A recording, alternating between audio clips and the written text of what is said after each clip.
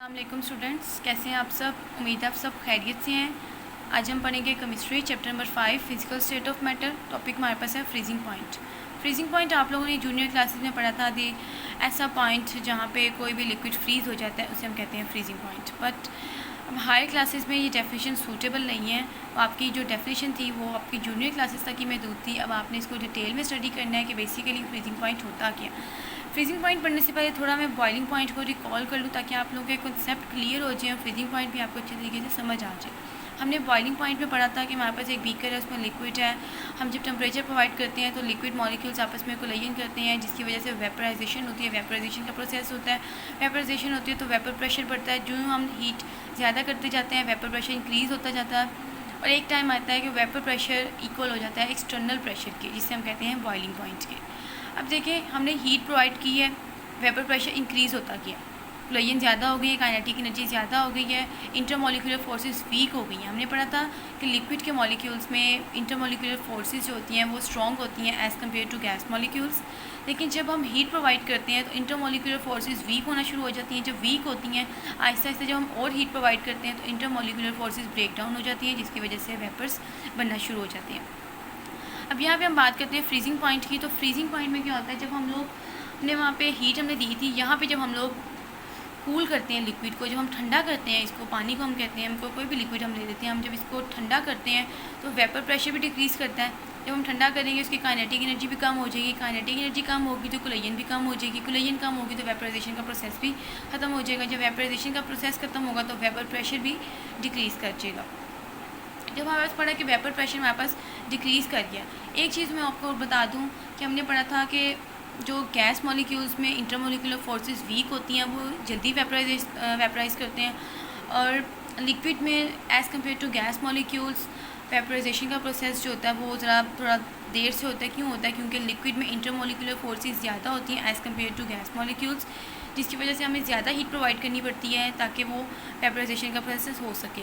अगर हम सॉलिड्स की बात करते हैं तो सॉलिड में intermolecular forces as compare to gas and liquid are very strong. Solid में इंटरमोलिकुलर फोर्सेस गैस और लिक्विड के मुकाबले में बहुत ज़्यादा स्ट्रॉन्ग होती हैं। इसको हमें बहुत ज़्यादा हीट देनी पड़ती है ताकि वेपराइजेशन का हम लोग प्रोसेस करवा सकें, क्योंकि उसने पहले मेल्ट होना होता है, मेल्ट होकर फिर वो कहीं वेपर्स बनाने का प्रोसेस शुरू होता है। अब उन्होंने यहाँ पे बताया हुआ है कि जब हम लोग इसको ठंडा करते हैं, वेपर्स को हम लोग, पानी को हम ठंडा करते हैं तो वेपर प्रेशर जो है वो डिक्रीज़ करता है, और डिक्रीज़ करके एक पॉइंट इस तरह आता है कि वेपर प्रेशर वो सॉलिड के वेपर प्रेशर के इक्वल हो जाता है। ठीक है, अगर हम फर्स्ट करते हैं, हमारे पास हम देख लें, यहाँ से ज़रा देख लें, when liquids are cooled the vapor pressure of a liquid decrease and a stage reached when a vapor pressure of a liquid state becomes equal to the vapor pressure of a solid state। क्या मतलब है? क्योंकि solid state का vapour pressure ज़रा देर से बनता है, थोड़ा कम होता है। ठीक है, बहुत ज़्यादा कम होता है। और हम लिक्विड को हम लोग जब कूल करते हैं तो वो भी वेपर प्रेशर जो है कम हो जाता है। सॉलिड का हमने पढ़ा था गैस मॉलिक्यूल्स होते हैं वो जल्दी जो है वो वेपराइज होते हैं। लिक्विड मॉलिक्यूल्स थोड़े गैस मॉलिक्यूल्स के मुकाबले में थोड़ा देर लगाते हैं, और जो सॉलिड होते हैं वो बहुत ही ज़्यादा देर लगाते हैं वेपराइज होने में। जब हम लोग लिक्विड को हम हीट करते हैं तो वो वेपराइज हो जाते हैं, इंटरमोलिकुलर फोर्सेस वीक होती हैं और वो इजीली वेपराइज हो जाते हैं। और सॉलिड मॉलिक्यूल्स में बहुत ज़्यादा देर लगती है। सॉलिड मॉलिक्यूल्स बहुत ज़्यादा देर से वेपराइज होते हैं क्योंकि उसने पहले मेल्ट होना होता है, फिर जाके वेपराइज होते हैं।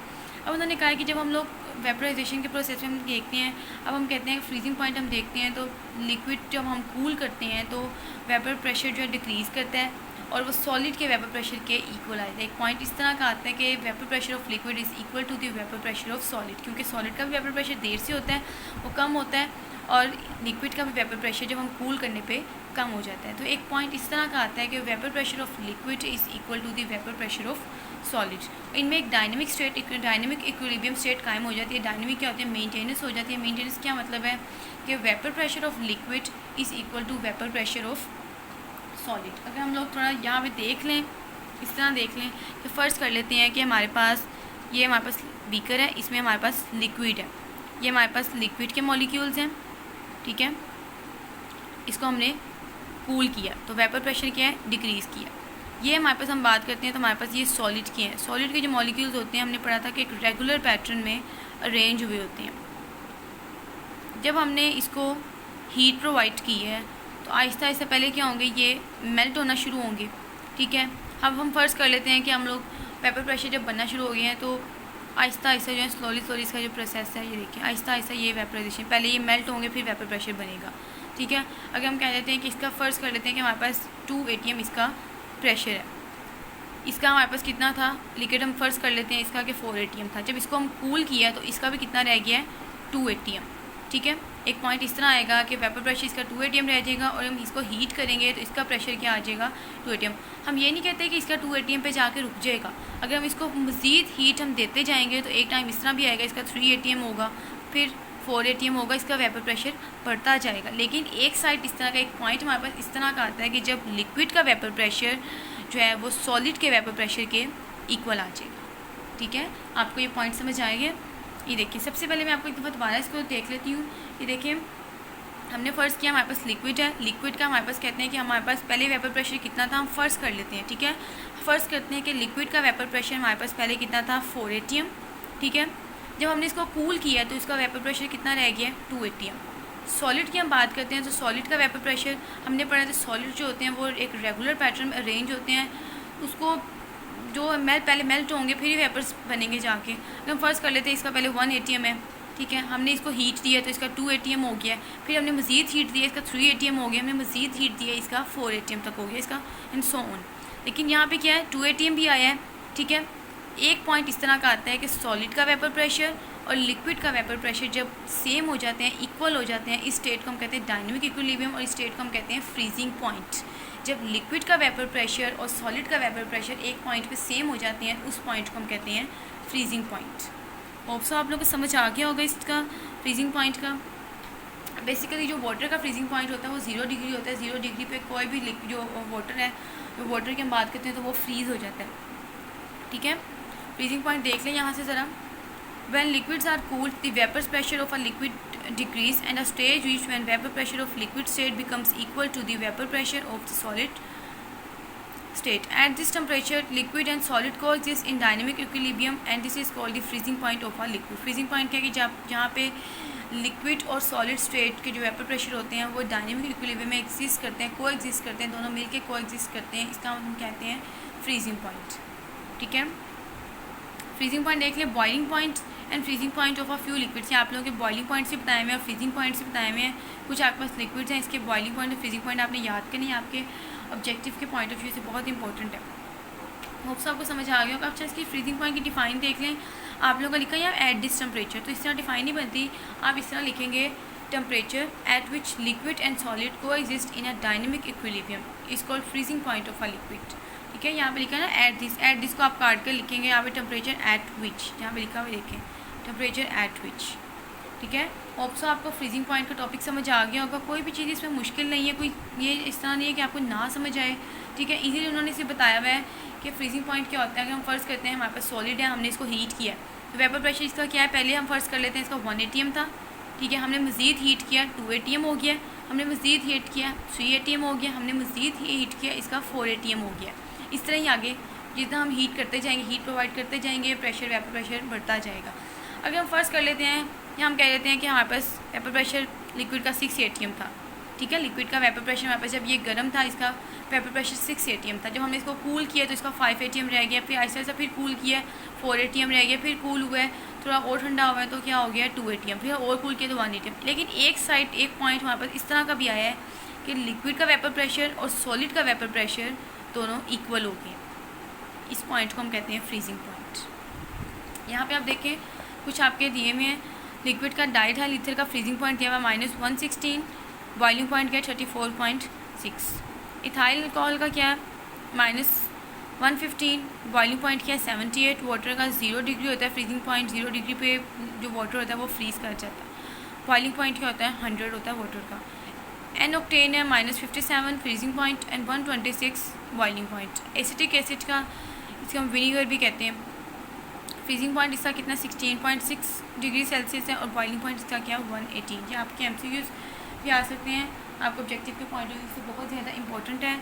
होप सो आप लोगों को फ्रीजिंग पॉइंट का टॉपिक समझ आ गया होगा। कोई भी चीज़ इसमें मुश्किल नहीं है, कोई ऐसी चीज़ जो आप लोगों को ना समझ आ रही है। थोड़ा हम लोग डिफ्यूजन को आगे देख लेते हैं। हमने गैसेस में गैस स्टेट हमने प्रॉपर्टीज़ पढ़ी थी, उसमें हमने डिफ्यूजन का क्या पढ़ा था कि गैस मॉलिक्यूल्स मिक्स होते हैं bye random collision and form a homogeneous mixture, spontaneous mixing up of gas molecules by random collision and form a homogeneous mixture. Spontaneous जो होते हैं मिक्सिंग क्या होती है, खुद ब खुद मॉलिक्यूल्स का मिक्स होना. रैंडम मोशन क्या होती है, बेतरतीब से हरकत करना. और होमोजेनियस क्या होती है, जिसकी एक यूनिफॉर्म कंपोजिशन होती है थ्रू आउट. डिफ्यूजन में हम कहते हैं, आज हम लिक्विड की डिफ्यूजन पढ़ते हैं. गैस की तो हमने पढ़ ली थी कि spontaneous mixing of gas molecules by random collision and form a homogeneous mixture. आज हम लिक्विड की पढ़ेंगे. हमने पढ़ा था कि जो लिक्विड के मॉलिक्यूल्स होते हैं वो कंटिन्यूस स्टेट इन मोशन में रहते हैं, वो मुसलसल हरकत में रहते हैं. ठीक है, इनके दरमियान इंटरमोलिकुलर फोर्सेस होती हैं जो स्ट्रॉन्ग होती हैं as compare to gas molecules, और इंटरमोलिकुलर जो स्पेसिस होती हैं वो थोड़ी कम होती हैं as compare to gas molecules. Gas molecules की जो इंटरमोलिकुलर स्पेसिस होती हैं वो एज़ कम्पेयर टू लिक्विड थोड़ी ज़्यादा होती हैं और वो जल्दी डिफ्यूज़ कर जाती हैं. लिक्विड मॉलिक्यूल्स के दरमियान इंटरमोलिकुलर फोर्सेस जो होती हैं वो थोड़ी स्ट्रॉन्ग होती हैं as compare to gas molecule, जिसकी वजह से लिक्विड जो होते हैं वो गैस के मुकाबले, गैस मॉलिक्यूल्स के मुकाबले में जल्दी डिफ्यूज़ नहीं कर पाते. देख लेते हैं. The liquid molecules are always in a state of continuous motion. They move from liquid molecule. अगर आप कोई भी लिक्विड देखते हैं तो वो हायर कंसनट्रेशन से लोअर कंसनट्रेशन की तरफ जाता है. अगर आप कोई भी देख लें, घरों में कोई एग्जांपल ले लें आप, पानी जो होता है वो कोई भी लिक्विड है तो वो ज़्यादा से कम की तरफ जाता है. कोई पानी इस तरह तो नहीं होता, वो कम से ज़्यादा की तरफ जाता है. कम से ज़्यादा की हम बेचने के लिए हम क्या करते हैं, हम कोई फोर्स अप्लाई करते हैं. लेकिन लिक्विड जो होता है, हमारा ये यूनिवर्सल एक लॉ होता है कि जो लिक्विड है वो ज़्यादा से कम की तरफ जाता है, हाई कंसनट्रेशन से लोअर कंसनट्रेशन की तरफ जाता है. ठीक है, they move from higher concentration to lower concentration. They mix up with molecules of other liquids so that they form a homogeneous mixture. उसमें क्या था, spontaneous mixing of molecules by random motion.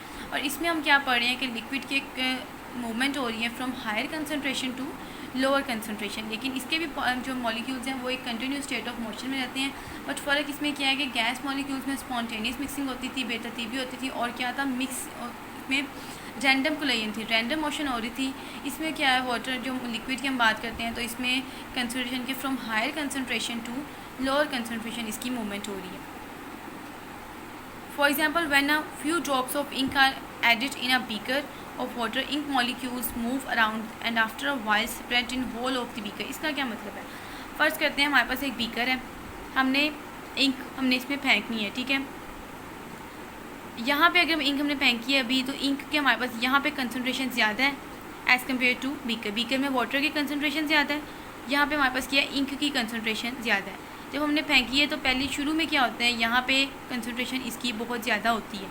ठीक है, क्योंकि यहाँ पे हल्का हल्का सिर्फ छिड़काव होता है इंक का. यहाँ पे इंक की जो कंसनट्रेशन होती है वो बहुत कम होती है, यहाँ पे इंक की कंसनट्रेशन बहुत ज़्यादा होती है.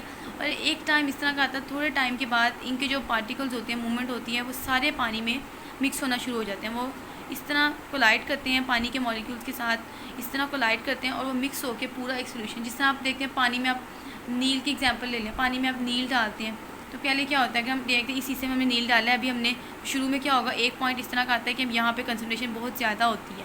फिर आहिस्ता आहिस्ता क्या होता है, आप थोड़े टाइम बाद देखते हो तो वो जो नील होता है वो पूरे पानी में मिक्स हो जाता है, वो एक तरह का बन जाता है. इससे उन्होंने देखा है कि यहाँ पे इनिशियली क्या है, जब हमने छिड़काव किया है तो यहाँ पे इनकी कंसनट्रेशन ज़्यादा है, हायर कंसनट्रेशन है as compare to inner side. ठीक है, यहाँ पे वाटर कंसनट्रेशन ज़्यादा है, इसके फ्यू पार्टिकल्स आएंगे. फिर थोड़े टाइम के बाद क्या होंगे, इनके जो पार्टिकल्स हैं वो सारे यूँ पूरे पानी में फैल जाएंगे और ये पूरा पानी जो है एक ही कलर का हो जाएगा. मैंने कहा कि जो मॉलिक्यूल्स की मूवमेंट है from higher concentration to lower concentration. Ink में पहले क्या थी, यहाँ पे हायर कंसनट्रेशन थी, यहाँ लोअर कंसनट्रेशन थी. मूवमेंट कहाँ से हुई है, higher concentration to lower concentration. Simple diffusion का प्रोसेस है कि liquid molecules in continuous state of motion होते हैं. उसके बाद क्या है कि मूव कैसे करते हैं from higher concentration to lower concentration. ठीक है, इनकी एग्जाम्पल उन्होंने दी है बीकर में. अगर आप इंक दे रखी है, पहले इन्होंने बिल्कुल क्लियर डायग्राम दिखाई है. हमने यहाँ छिड़काव की है, इनकी कंसनट्रेशन कितनी ज़्यादा है. ठीक है, और यहाँ पे इनकी कंसनट्रेशन ना होने के बराबर है. ठीक है, आहिस्ता आहिस्ता क्या होगा, ये सारे जहाँ पे इनके जो पार्टिकल्स हैं ये सारे पानी के मॉलिक्यूल के साथ कोलाइड करेंगे और पानी जो होगा वो एक ही रंग का हो जाएगा. ऑप्शन आप लोगों को ये समझ आ गया होगा. ठीक है, आगे देखिए ज़रा. दस डिफ्यूजन टेकन प्लेस है. Liquid diffuse like gases but the rate of diffusion of liquid is very slow. Liquid होने का गैसेस की तरह डिफ्यूज़ करता है, हल होता है, मिक्स करते हैं, कोलाइड करते हैं. लेकिन ये है कि गैसेस की निस्बत इसकी जो होता है स्लो होता है. क्यों स्लो होते हैं डिफ्यूजन? गैसेस में इंटरमोलिकुलर फोर्सेस जो होती हैं वो ज़रा वीक होती हैं. ठीक है, क्योंकि इसके पार्टिकल्स जो होते हैं वो डिस्टेंस पे होते हैं. लिक्विड्स में गैस जो इंटरमोलिकुलर फोर्सेस होती हैं वो as compare to gas molecules वो स्ट्रॉन्ग होती हैं, ठीक है। जितनी ज़्यादा इंटरमोलिकुलर फोर्सेस वीक होंगी उतने ही पार्टिकल जल्दी डिफ्यूज़ करेंगे। अगर इंटरमोलिकुलर फोर्सेस स्ट्रॉन्ग होगी तो पार्टिकल्स भी जो थोड़ी देर से ही डिफ्यूज़ करेंगे, ठीक है। आपने इसको यहाँ तक याद करना है। कोई भी चीज़ अगर आपको मुश्किल लगे तो आप लाजमी पूछिएगा, ठीक है, क्योंकि आपका कंसेप्ट क्लियर होना लाजमी है। उसको अच्छे तरीके से आपने याद करना है। अपनी फैमिली का बहुत ख्याल रखिएगा। अल्लाह हाफ़िज़।